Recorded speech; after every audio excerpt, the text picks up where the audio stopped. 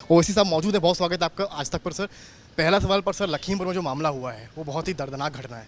सब उसको लेकर बातचीत कर रहे हैं। आखिर असदुद्दीन ओवैसी का उस घटना को लेकर क्या टेक है और असदुद्दीन ओवैसी इस घटना के लिए किसको जिम्मेदार मानते हैं?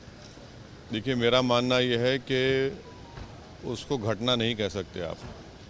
ये पूरी प्लानिंग के साथ एक बोलते हैं ना, प्री मेडिटेटेड कॉन्स्पिरेसी और मर्डर है। ये बीजेपी में, आरएसएस में कोई भी काम जो होता है वो ऊपर से इजाज़त के बगैर नहीं होता। ये दूसरी पार्टियों की तरह नहीं है कि कोई जज्बात में आ गए और जो इम्पल्सिव रिएक्शन। तो ये पूरा एक कॉन्स्पिरेसी है, प्री मेडिटेटेड तरीक़े से एक पूरी प्लानिंग के साथ उन मासूम सिख किसानों को गाड़ी के नीचे रौंद दिया गया। तो इसको घटना मत कहिए। घटना कहकर आप ये कह रहे हैं कि इम्पल्सिव रिएक्शन था। नहीं, ये कोई इम्पल्सिव रेकलेस एक्शन नहीं था। ये पूरी प्लानिंग के साथ, तैयारी के साथ ये वाक़या किया गया। और यही वजह है कि एक यूनियन मिनिस्टर के स्पीच के बोलने के 2 दिन के बाद, ये 24 घंटे के अंदर, बिल्कुल कम वक्त में उन्हें कहा कि सुधर जाओ वरना 2 मिनट में तुमको सुधार देंगे।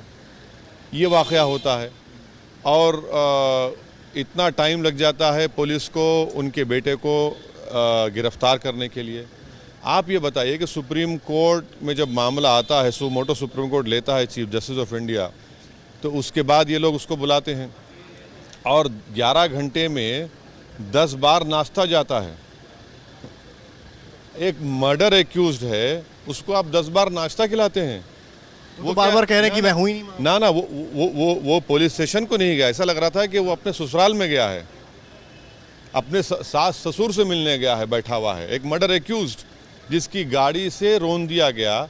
और दूसरी अहम बात, मिनिस्टर ऑन रिकॉर्ड मीडिया को कहते हैं कि हाँ हमारी गाड़ी थी। तो जब आपकी गाड़ी थी तो आप मंत्री कैसे बन के बैठे हैं?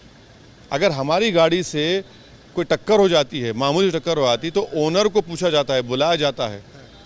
गाड़ी आपकी, आप कह रहे हैं, और आप कह रहे हैं कि मैं जिम्मेदार नहीं हूँ। किसको बेवकूफ़ बना रही बीजेपी की सरकार? तो बीजेपी, चाहे नरेंद्र मोदी हो या योगी आदित्यनाथ हो, वो मिश्रा जी को इसलिए बचा रहे हैं क्योंकि उनका ताल्लुक़ एक अपर कास्ट कम्युनिटी से है और उनके वोट को वो ज़ायक नहीं करेंगे। तो बीजेपी उनको बर्दाश्त कर रही है, बीजेपी उनको लेके चल रही है, बीजेपी उनको पूरा बचा रही है। यानी आप बताइए कि एक किसान जो मर जाता है, उसका बेटा देश की बॉर्डर पर हिफाजत कर रहा है। शर्म नहीं आती इन लोगों को कि भाई जो जवान जिसका बाप, उसका बेटा सरहद की हिफाजत कर रहा है, वो मर जाता है। एक किसान बेचारा जवान लड़का कहता है कि मुझे बचा लो, मेरे घर में 2 बहनें हैं, और आप कहते हैं कि हमने 45 लाख दे दिया। क्या एक इंसान की जान की कीमत 45 लाख हो सकती है? जिस परिवार ने, जिस बाप ने अपने जवान बेटे को खोया, जिस बहनों ने अपने जवान भाई को खोया, जिस जर्नलिस्ट को मारा गया, पहले कहा कि किसानों ने मारा, बाद में मालूम कि जर्नलिस्ट था, वो मर गया। गोली चलाते हैं आप। तो ये तो अनारकी है पूरा, और ये पूरा प्री प्लान तरीके से किया गया। इसको घटना हरगिज नहीं कह सकते हम। सब राकेश टिकैत ने कल बयान दिया कि जो अन्य 4 लोग मरे हैं अपार्ट फ्रॉम किसान, वो एक्शन का रिएक्शन है। क्या आप सहमत हैं? देखिए, ये क्यों हुआ? ये इसलिए हुआ क्योंकि उसने हरकत की। बट फॉर वो प्री प्लान तरीके से हरकत नहीं होती तो क्या मरते लोग? कोई भी नहीं मरता ना। आपका रीज़न, आपकी वो हरकत है जो आपने गाड़ी लेकर रोन दिया उन लोगों को। अगर आप वो नहीं करते तो कोई नहीं मरता। ना कोई बाप अपने बेटे को खोता, ना कोई अपने घर वालों को खोता, आपने की। और ये बीजेपी को अपने गुरूर से, अपने ईगो से निकलना पड़ेगा प्रधानमंत्री को। ख़ास तौर से प्रधानमंत्री इस मर्डर के 3-4 दिन के बाद लखनऊ आते हैं और एक लफ्ज़ नहीं कहते, और कहते हैं कि भाई आप और दिए जलाइए।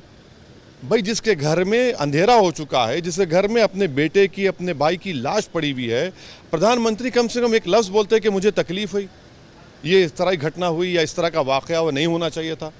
प्रधानमंत्री एक लफ्ज़ नहीं बोलते। तो इसका मतलब क्या है कि प्रधानमंत्री को भी मालूम था ये हो रहा है, योगी को मालूम था।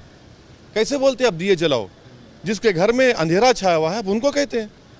मंत्री साहब तो सर कह रहे थे कि जो है मैं इस्तीफा दे दूंगा अगर मेरे बेटे का एक भी साक्ष्य मिला घटना। अभी इस्तीफा, प्रधानमंत्री, प्राइम मिनिस्टर को उनको कैबिनेट से निकालना चाहिए।